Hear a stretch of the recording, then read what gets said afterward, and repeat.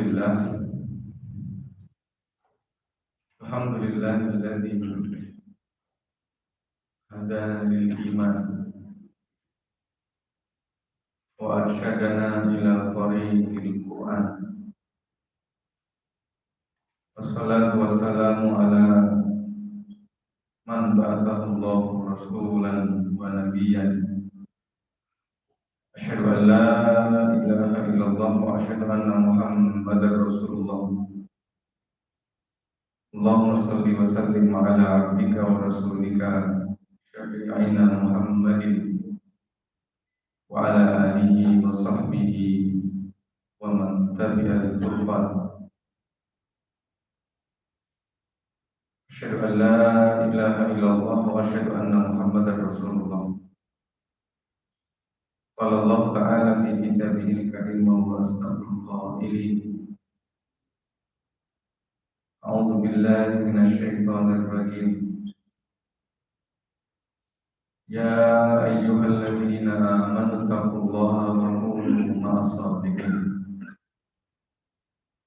Qala Rasulullah sallallahu alaihi wasallam, man istada ilman wa lam yazdad hudan lam yazdad minallahi illa bu'dan. Atau kama qala Rasulullah sallallahu alaihi wasallam. Hadratul muhtaramin, Bapak Ibu hadirin jamaah salat yang saya muliakan. Alhamdulillah wa syukurillah wa la haula wa la quwata illa billah. Pagi hari ini kita dapat merasakan kenikmatan, merasakan kesejukan pagi dalam keadaan sehat walafiat setelah melaksanakan sholat subuh dengan berjamaah, akan membaca meneruskan apa yang pernah kita baca pada beberapa waktu yang lalu di awal muqaddimah dari kitab Hidayatul Hidayah. Jika pada pertemuan yang lalu Imam Al-Ghazali mewanti-wanti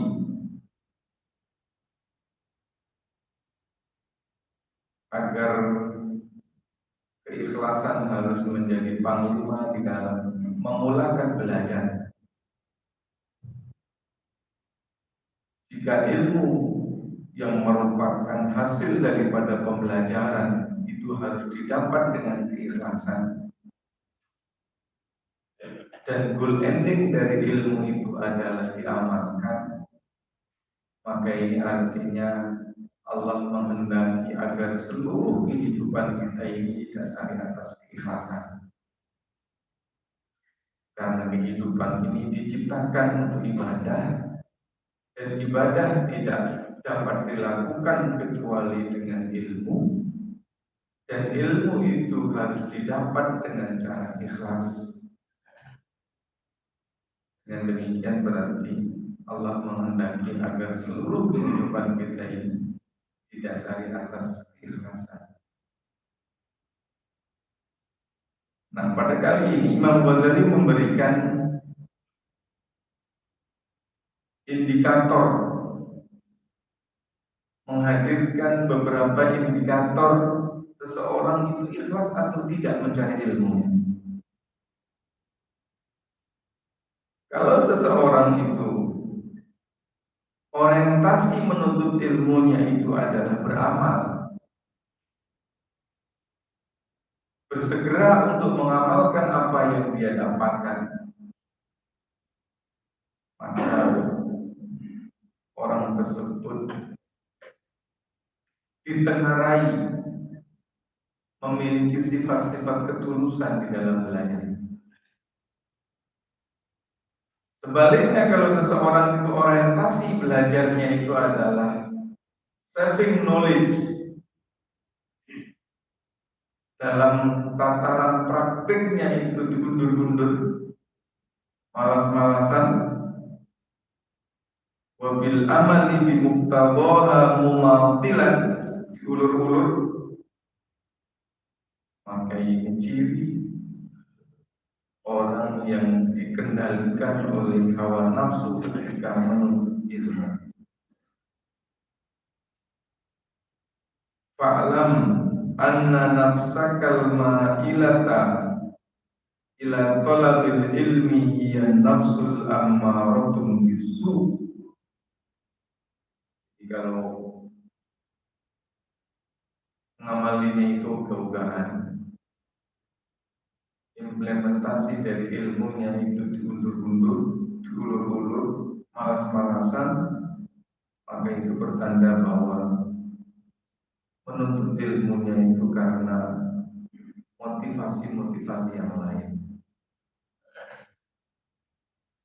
Yang pada pertemuan yang lalu disebut, kalau orang itu tidak ikhlas menuntut ilmunya, maka dia sedang menggadaikan masa depannya dan menghancurkan agama di dalam diri.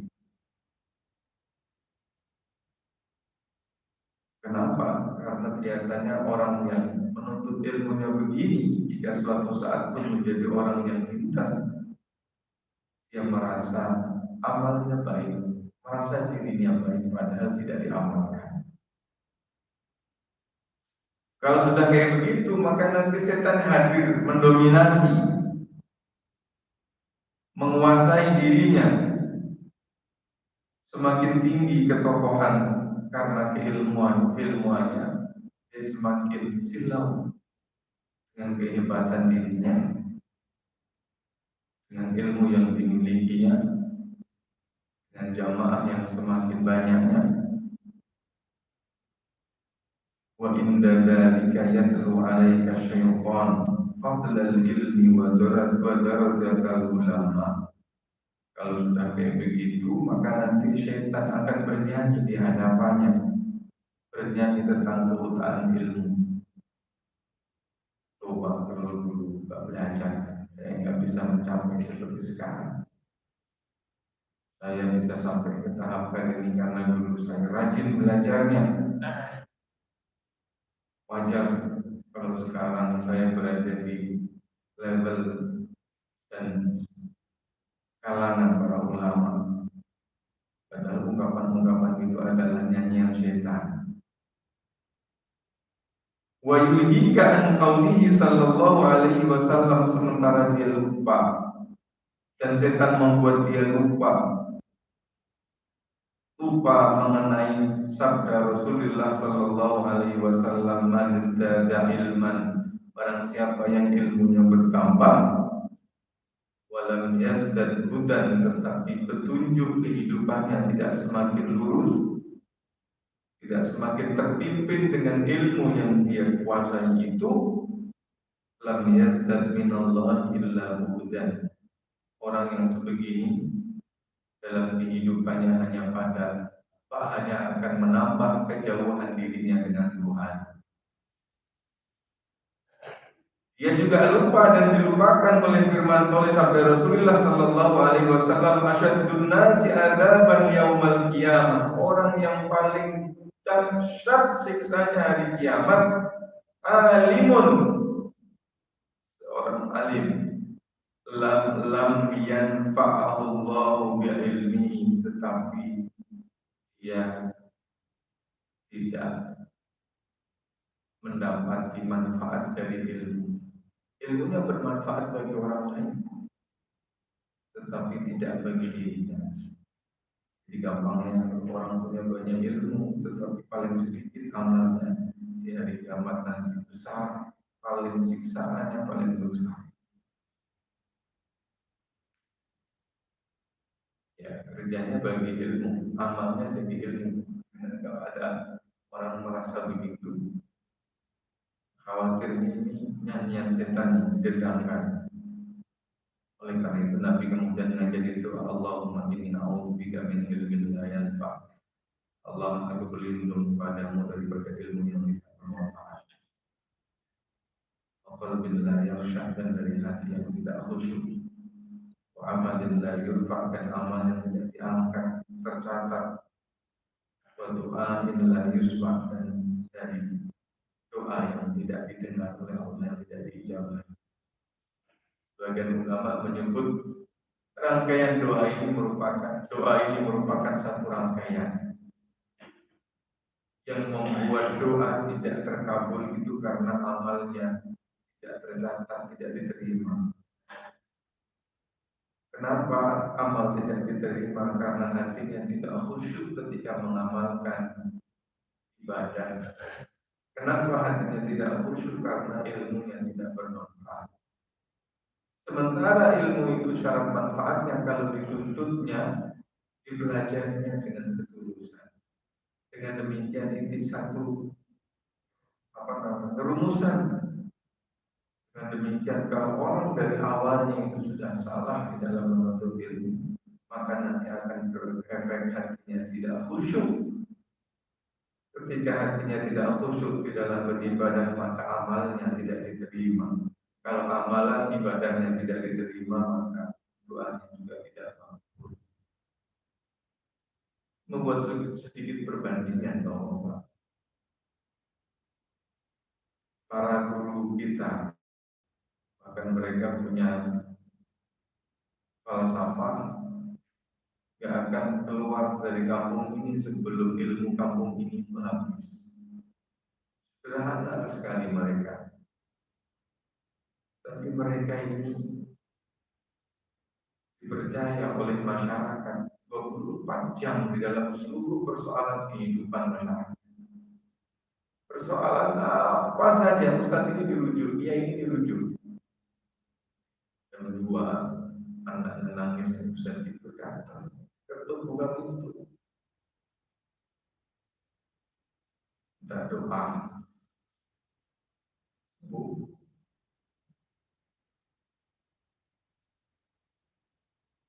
punya urusan apa aja, doa doanya, kadang-kadang bacanya juga nggak fasih, karena di kampung dan dari lidah Jawa yang kental, tapi mereka makbul doanya. Kalau ditanya doa, entah doanya apa. Kalau candaannya dulu, Bismillah, cerita banyak netok, banyak meri. Kalau ada zamannya datang minta supaya usahanya dilancarkan, doanya begitu aja. Bismillah, banyak netok, banyak meri. Maksudnya orang kampung meliharanya entok sama bebek. Jadi kalau banyak kan kaya, makbul gitu. Nah, mungkin sebabnya karena ketulusan dari awal. Berbeda sama sebagian ustaz yang sudah tinggal di kota. Orang bertamu saja kalau nggak janjian kadang-kadang dari dibukain rumah. Padahal orang bertamu itu nggak harus janjian juga. Rumahnya ustaz, sebagian ustaz di kota itu angker. Kenapa? Karena protokol sekali kalau mau sowan harus janjian, bukan janjian dari dibukain. Khawatirnya karena motivasi awalnya berbeda.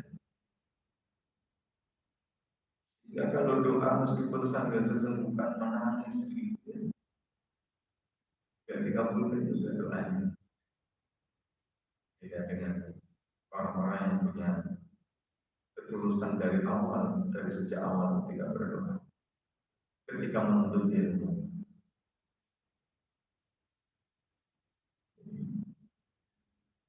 yang pertama karena motivasinya betul dari awal, maka ketika pada akhirnya memiliki ilmu dan mencapai ilmu yang tinggi, semuanya untuk khidmat masyarakat.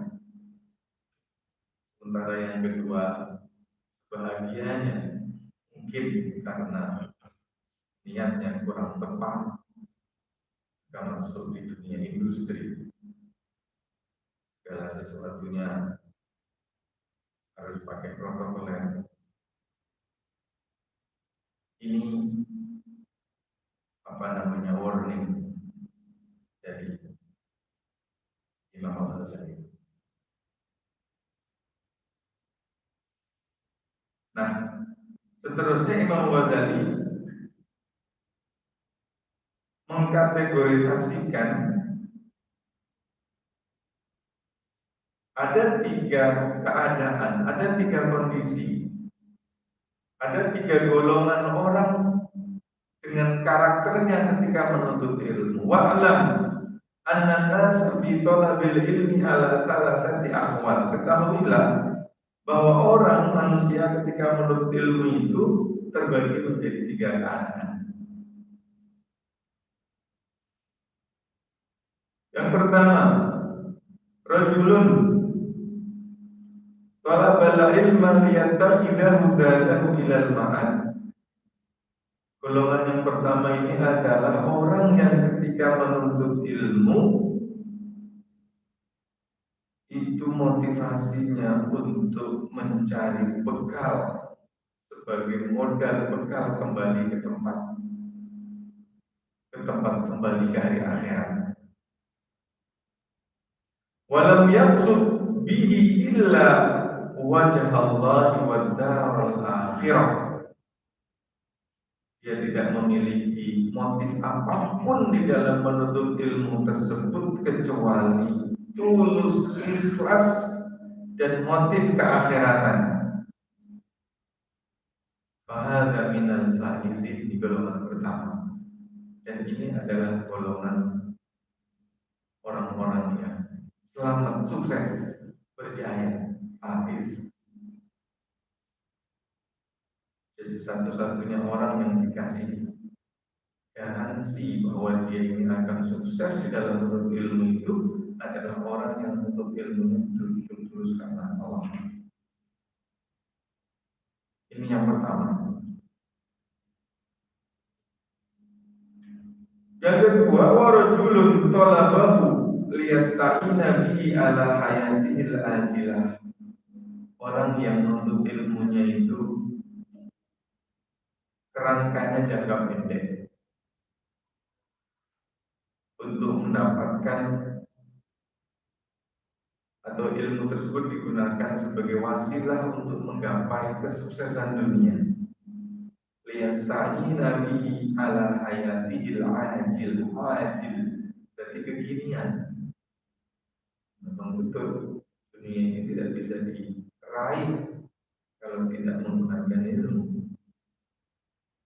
Wa yunalu bihi al-'izzu wal jah wal mal, untuk mendapatkan kemuliaan, kedudukan, dan harta. Wa huwa 'alimun bidzalik, dan dia sadar bahwa kalau tidak dengan ilmu, kedudukan, harta, benda, kemuliaan itu tidak dapat dicapai. Mustashirun fi qalbi rikakah fi halihi wa fasati maqsadi. Dia melakukan semuanya dengan penuh kesadaran, hingga kadang-kadang kalau kasih motivasi, nah, kalau kamu pengen sukses kamu harus betul-betul belajar. Lihat saja om kamu itu, om kamu yang susah itu dulu karena nggak nurut sama kakek kamu. Begitu. Motivasi begini manusiawi, dan sering yang kayak begini yang top chat untuk memotivasi anak. Tapi ini kayaknya masuk ke dalam golongan yang kedua, bukan yang pertama tadi. Kalau kita lagi di jalan lampu merah, ada ibu gendong anak sambil nyari sampah, bilang, nanti ya orang dulu belajar apa? Kalau kamu nggak pengen jadi kayak bapak-bapak itu, belajar ngasih. Siapa yang sering ngasih motivasi begini dan mana ngasih nasihat ini?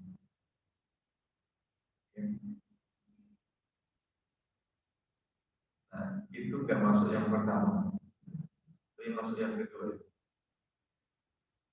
Boleh nggak kalau sekiranya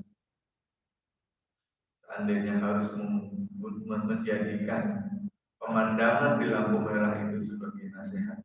Nah, harus betul punya visi hidup. Jika seandainya kamu itu nanti ditakdirkan sukses karena kamu belajar, kamu bisa membantu orang-orang yang kayak begitu. Ini bahasa juga diri. Ini golongan yang kedua, yang dia ini menjadikan ilmu sebagai wasilah untuk mendapatkan kekinian hayatil ajilah fahada minal mukhatirin. Ini golongan orang-orang yang mukhatirin itu dangerous. Orang kalau mengambil jalan penuh bahaya itu ya mungkin selamat, tapi mungkin tumbang. Orang kampung masuk angin pulang. Jadi kalau kita jalan PKP itu ya, lebar itu bawahnya ada sungai lagi langsung anak-anak yang main di atasnya, di atas jembatan atau ada di tiang gitu, itu namanya jalan yang jenis. Mungkin dari sekian banyak anak itu ada yang selamat sampai sana, tapi mungkin juga dia akan terjatuh. Kira-kira yang nomor 2 kayak begini. Fa'in ajalahu ajalu. Kenapa disebut dangerous, berbahaya? Sebab kalau orang ini dia keburu habis hidupnya, keburu meninggal, qabla taubati, sebelum taubat, khifa alaihi min su'il khatimah, dikhawatiri orang yang alim jadi pintar dengan motivasi belajar yang kayak begini, dia meninggal sebelum taubat meluruskan motivasi untuk ilmunya, khifa alaihi min su'il khatimah, dikhawatirkan dia ini meninggal dalam keadaan su'il khatimah. Imam Ghazali memilih bahasa yang hati-hati. Dia tidak memberikan hukuman vonis yang dijeter gitu ya, tapi pakai ungkapan khifa alaihi, dikhawatirkan, dicemaskan, ditakuti. Dia ini su'il khatimah, karena memang tidak ada yang tahu su'il khatimah. Oleh karena itu, seaktif apapun kita di dalam organisasi, di dalam jamaah, di dalam apapun, seyakin-yakinnya kita dengan aktivitas yang kita lakukan, jangan pernah merasa bahwa kita yang paling aman, sementara orang lain tidak. Karena husnul khatimah itu hak bagi semua anggota organisasi apapun, anggota jamaah apapun, anggota ormas apapun, itu punya hak yang sama untuk mendapatkan husnul khatimah. Dan itu rahasia Allah. Bapak saya ingin bilang, kalau yang lagi sakit itu adalah orang yang kita sukai, seringkali kita bilang bahwa sahabat kita, orang yang kita sukai itu lagi diuji. Tapi kalau yang sakit dengan sakit yang sama itu adalah orang yang gak kita suka, orang yang berbeda dengan kita sebut dia lagi diapain? Hah? Lagi dihukum. Nah, hati Pak. Padahal sakitnya sama. Siapa yang bisa mengkapling-kapling kayak begitu? Ada orang baik meninggal di hari Jumat. Ya, hari Jumat itu kan hari baik. Dan tanda-tandanya kan orang tuh gak bisa milih mati kan. Bisa milih mati. Jadi kalau kebetulan kita yang selama ini memang respect dengan dia, dan ternyata Allah wafatkan dia di hari Jumat, wah, sementara ada orang yang secara kasat mata selama ini dia itu gak baik. Saudara kita orang Islam juga, ya, Islam juga. Oleh Allah Subhanahu wa Ta'ala wafatkan di hari Jumat juga. Apa penilaian kita?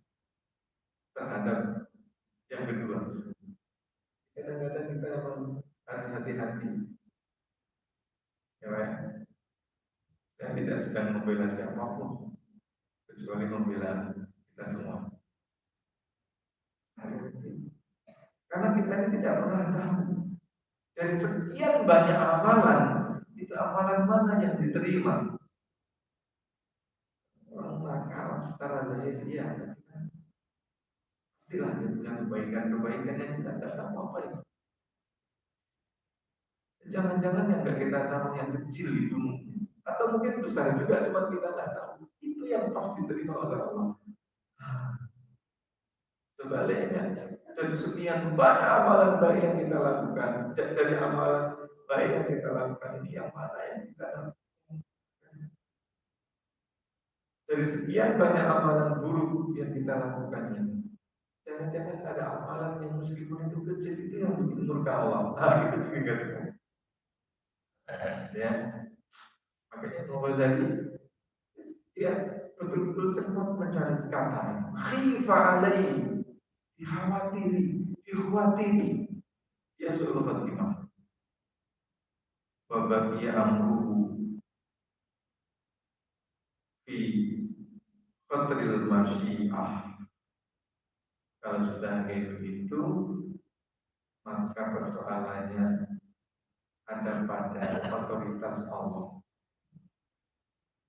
Nah, tadi juga ngasih indikasi bahwa kita juga nggak tahu, cuma menggambarkan situasi aja bahwa yang bersangkutan itu taubat atau tidak kan juga nggak tahu. Tapi kalau ada orang belajar yang kayak begitu motivasinya sampai ke tahap alim, belum sempat membetulkan orientasi belajarnya kemudian keburu meninggal, khawatir seluruh hati.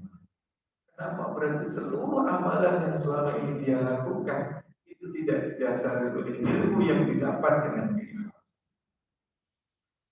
Wa in mufiqa lit-taubati qabla hululil ajal. Tapi kalau dia ini mendapat taufik untuk taubat sebelum meninggal, ini makanya kita ini juga nggak boleh kenceng-kenceng menunjuk jari kepada orang yang kita lihat dia itu nakal. Ya sekarang itu nakal. Kita nggak tahu masa depan. Ya sekarang baik, tapi kita juga nggak tahu bagaimana pengakhiran. Karena ini ada taufik. Jadi ini lebih penting daripada amal itu sendiri. Wa in wufiqa litaubati qabla hululil ajal. Kalau seandainya dia ini mendapat taufik sebelum datangnya ajal, wa adhafa ilal ilmil amal, kemudian dia menyempurnakan amal-amal, dia menyempurnakan ilmu yang dia dapat itu dengan beramal secara lebih baik, wa tadaraka ma farata minhu minal khalal, menyempurnakan bolong-bolong yang selama ini dia lakukan, dikerjakan, iltaqul tuhiqa bil faizin, maka dia akan dihukum dengan golongan yang pertama. Makanya disebut dentis, ada yang jatuh tapi ada yang selamat. Kalau dia ini wafat sebelum taubat, membereskan motivasi belajarnya, menyempurnakan ilmu yang didapat dengan amal-amal kebaikan, belum sempat itu semuanya, maka dia jatuh terbawa arus sungai PKT. Tapi kalau seandainya dia ini diberi kesempatan oleh Allah mendapat taufik, lantas taubat, menyempurnakan. Kayak kadang-kadang orang pintar itu nyeleneh-nyelenehnya awal-awal itu biasanya akhir-akhirnya berada pada situasi yang agak baik. Perhatikan kalau kita kenal orang-orang tokoh hebat yang mungkin ketika masih muda itu lebih dominan tamatuk fikrinya, diskursusnya, menyampaikan pandangan-pandangan yang secara lebih bebas. Itu biasanya perjalanan spiritualnya itu ini berarti kelompok yang kedua dari golongan yang kedua. Maka kemudian meskipun awalnya baik, pada akhirnya baik, ada Allah, maka dia akan dihimpun orang-orang yang belum pertama. Kenapa? Fa inna ta'iba minadz dzambi kaman la dzanbala. Sebab orang yang taubat dari dosa kaman la dzanbala, seperti orang yang tidak punya dosa. Ya, ini hati-hati juga lagi hati kita ini. Hati-hati dengan hati. Jadi,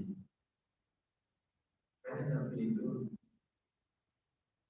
interaksi sama orang jahat sekalipun, itu yang dipuji kejahatannya, bukan personnya. Karena bisa jadi person yang sekarang jahat itu suatu saat dia menjadi sangat baik. Kalau bukan karena bersihnya jiwa Nabi, kayaknya khalifah yang kedua itu bukan Umar bin Khattab. Ya, Umar yang kayak begitu jahat, dan Nabi tetap berdoa untuk dua Umar. Dan pada akhirnya bukan hanya sekedar masuk Islam, tetapi menjadi tokoh besar dalam Islam. Ya. Harus berhati-hati kalau nggak suka sama orang karena kejahatannya.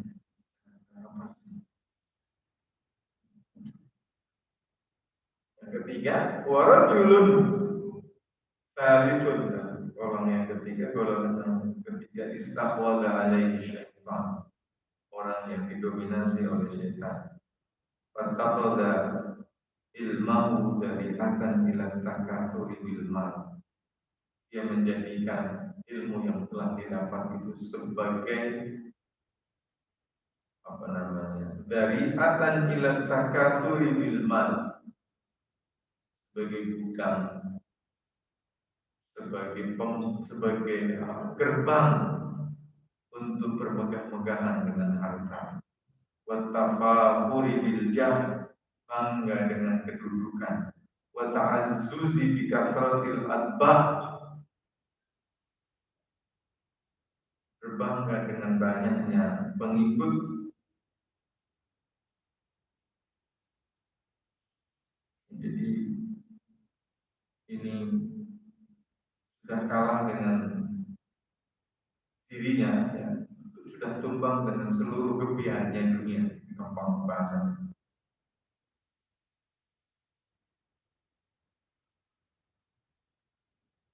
Wa huwa ma'a dzalika yu'mir fi nafsihi annahu indallahi bimakana. Meskipun demikian, meskipun kayak begitu hitamnya dia punya motivasi, tetapi dia menyembunyikan di dalam domirnya, di dalam dirinya, bahwa dia ini orang yang punya kedekatan. Merasa orang yang punya kedekatan di sisi Allah. Lintisami bisimatil ulama. Kenapa? Karena performanya, pakaiannya, indikasinya itu indikasi ulama. Kalau ulama itu pakai jubah yang gede, dia pakai. Kalau ulama di sebuah wilayah itu ditandai dengan surban, ya dia pakai surban. Jadi perform lahiriahnya memang meyakinkan dia ulama, dan memang ilmuwan, betul ilmunya. Wa tarassumihi bi rusumihim fi zayy wal mantiq. Identitasnya memang identitas ulama, baik terlihat dari pakaian ataupun cara bicaranya. Ma'atakalubihi ala dunya zahiran wa batinan. Padahal meskipun performanya kayak begitu, penampilannya kayak begitu, cara pakaiannya seperti itu, tetapi dia sesungguhnya dia ini ditindih, kalah dengan kebiarannya dunia, baik secara zahir maupun secara batin. Fahada minal halikin, dan ini golongan orang yang halik. Halik itu kalau daun itu pupus, kalau rumah roboh, hancur, celaka. Nomor 3, satu yang tulus lama, yang kedua motivasinya nggak benar, cuman kadang-kadang ada yang benar sebelum wafat, masukkan golongan yang pertama. yang sampai wafat kayak gitu, maka dia ini apa namanya tadi itu dalam bahaya. Semuanya terserah Allah lah, itu yang mesti penilaian. Nah, golongan yang ketiga dari awal sampai akhir motivasinya semuanya motivasi dunia. Ini orang yang silakan. Wa minal hamaqal maghruri, orang yang dia ini koma, apa namanya, sombong, maghrur, sok. If ar-raja'u munqati'un an taubatihi, di mana orang yang kayak begini terputus, nggak bisa diharapkan orang ini bisa taubat. Kenapa? Karena orang kayak gitu merasa bahwa dia itu orang baik. Lidhonni annahu minal muhsinin, karena dia punya zat bahwa dia ini termasuk orang yang baik. Iyalah, gimana nggak baik? Orang santrinya banyak, yang sowan banyak, pakaiannya juga pakaian ulama, cara bicaranya juga bicara ulama. Cuman ini kan nggak ada yang tahu. Sementara dia sendiri pun merasa orang-orang baik. Kalau saya jahat, nggak mungkin orang itu percaya saya. Gitu. Tapi jiwa hatinya itu kalah tadi. Wa huwa ghafil an qaulihi ta'ala, dia lupa Allah telah pernah berfirman, ya ayyuhalladzina amanu lima taquluna ma kabura maqtan indallahi an taqulu bahwa mimman qala fihi Rasulullah sallallahu alaihi wasallam, dia termasuk golongan yang pernah disatir oleh Allah Subhanahu wa taala. Ana min ghairi dajjal akhwafu alaikum min ad-dajjal. Kata Nabi, saya itu lebih khawatir kepada kalian melebihi kekhawatiran saya kepada Dajjal. Fakila, maka kemudian ditanya, Nabi itu kemudian ditanya gara-gara ngomong begitu. Saya itu ada golongan dari kalian yang saya khawatirkan daripada kekhawatiran aku pada Dajjal ke atas kalian. Wa ma huwa ya Rasulullah, siapa golongan orang yang Rasulullah khawatirkan melebihi khawatirnya engkau pada Dajjal? Kalau Dajjal itu orang Islam itu, kalau kita dengan Dajjal, kita ini kan cenderung karena Nabi ngasih tanda-tanda Dajjal, sehingga orang itu kalau melihat kayak begini dia gitu. Tapi kalau ulama kan, karena dia ulama mendekat dia. Kalau orang lihat Dajjal dia menjauh, iya kan? Tapi kalau orang lihat ulama, dia pasti mendekat. Faqala, maka kemudian Nabi menjawab sini, ya ulama usul. Jadi ternyata ulama usul itu lebih ditakuti, lebih dikhawatiri oleh Nabi merusak umat, melebihi kekhawatiran Nabi Dajjal di dalam merusak umat. Tadi sebabnya, sebab kalau Dajjal kemungkinan besar umat ini akan aware, ketika bersama ulama. Wa hadza li anna ad-dajjal ghayatul idlal, ini karena kalau Dajjal tujuannya adalah penyesatan. Wa mithlu hadzal alim wa in sarafa an-nasu an dunya bilisanihi wa maqamihi fa huwa dafi'un lahum ilaiha bi amali wa ahwali. Jadi kalau Dajjal itu tujuannya jelas menyesatkan, tapi kalau ulama, meskipun dia ini mengajak umat untuk sederhana, untuk zuhud, untuk wara, tapi dirinya sendiri, keluarganya dia, udah ulama ini, orientasinya juga kepada dunia. Sementara apa yang terlihat di dalam diri ulama itu jauh lebih kuat daripada apa yang disampaikan di dalam ceramah. Walisanul hali afsahu min lisanil maqal, sementara ucapan di dalam realitas kehidupan ulama tadi itu lebih fasih daripada yang diucapkan oleh. Jadi ini bedanya. Makanya kadang-kadang kalau ada ungkapan, ya tentu kita ingin supaya kita ini memiliki kekuatan secara ekonomi, betul gitu. Tapi pada akhirnya melupakan isi dan risalah yang lebih utama tentu tidak tepat. Fakun ayyuhat talib minal fariqil awal, jadilah kelompok yang pertama kata Imam Ghazali. Wa hadar an takuna minal fariqil tsani, hati-hati jangan menjadi kelompok kedua. Sebab yang tadi bisa jatuh. Wa iyyaka tsumma iyyaka an takuna minal fariqil tsalits, jangan sekalipun, jangan pernah sekali-kali menjadi kelompok yang ketiga. Bantu belikan halalkan lanjut jamaah falahukan. Sebab kalau sudah menjadi kelompok yang ketiga, sudah enggak ada peluang lagi kamu bisa selamat. Wala yuntadhur shalahukan, dan tidak ada harapan lagi kamu itu baik. Nah, itu apa namanya? Kira-kira pertemuan kali ini. Bahwa tadi betul-betul ingin memastikan supaya hati kita itu sejak awal belajarnya. Sebab ilmu yang kita dapat melalui belajar ini nanti menjadi landasan amal. Kalau sudah motivasi mencari ilmunya tidak tepat, maka nanti amal yang terbangun di atasnya itu juga sudah tepat. Kalau amalnya tidak tepat, apalagi yang tersisa? Karena hidup ini dari awal sampai akhir disuruhnya beramal. Wa ma khalaqtul jinna wal insa illa liya'budun. Jadi ingat, Abu Bakar itu dia pernah ditegur oleh Allah gara-gara hatinya nggak bersih. Jadi ceritanya cerita singkat gini. Abu Bakar ini orang kaya baiknya itu saya kayak begini. Baik tapi kebaikan terbatas. Karena yang kaya nggak baik. Abu Bakar ini sudah kaya baik, banyak punya anak. Salah satu nama yang dirawat, dibantu oleh Abu Bakar itu namanya Mistah.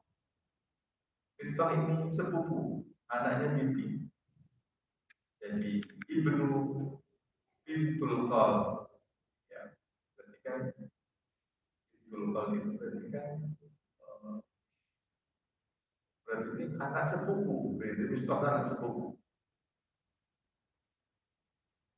Miskin dibantu. Nah, ketika terjadi fitnah, putrinya Abu Bakar itu dianggap selingkuh, teror. Ternyata Mistah ini ikut-ikutan. Kalau nggak bela nggak apa-apa lah, tapi paling tidak dibela. Tapi Mistah ini malah ikut nyebarin, malah ikut memanjangkan gosip yang terjadi pada keluarga Abu Bakar. Ya terasa Abu Bakar, kamu lupa selama ini siapa yang ngasih bantuan, saya urus. Giliran ada begini ya, begitu kan? Sampai kemudian Abu Bakar ini bersumpah, saya bersumpah nggak akan ngasih bantuan lagi sama dia. Allah Subhanahu wa taala itu wala yantali ulul fadli minkum wasa'ati ayyutu ulil qurba wal masakin wal muhajirin fi sabilillah wasfahu wal ya'fu wal yasfahu. Jadi tidak patut ada orang yang bersumpah untuk tidak memberi makan, untuk tidak memberi bantuan kepada kaum kerabat, kepada orang miskin dan kepada mujahid di jalan Allah. Oleh karena itu maafkan, lepaskan, ya, lepaskan, bersihkan, maafkan, jangan begitu. Ala tuhibbuna ayyafirullahu lakum, apakah kamu tidak ingin kalau Allah mengampuni? Ya Abu Bakar yang orang terbaik selepas Nabi itu ternyata ada mana kejadiannya hatinya tidak. Dan mungkin manusia ini betapa sakitnya orang selama ini sudah saya bela, giliran kita ini kena musibah membantu, alih-alih bantu, tetapi malah justru ikut-ikutan. Saya enggak akan saya kasih lagi gitu.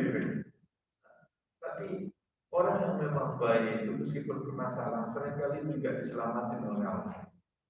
Kalau Abu Bakar karena makomnya tinggi, kan selamatinya dengan turun ayat tadi. Kalau kita nggak mungkin lagi ayat turun, tapi insya Allah dari awal kita itu kan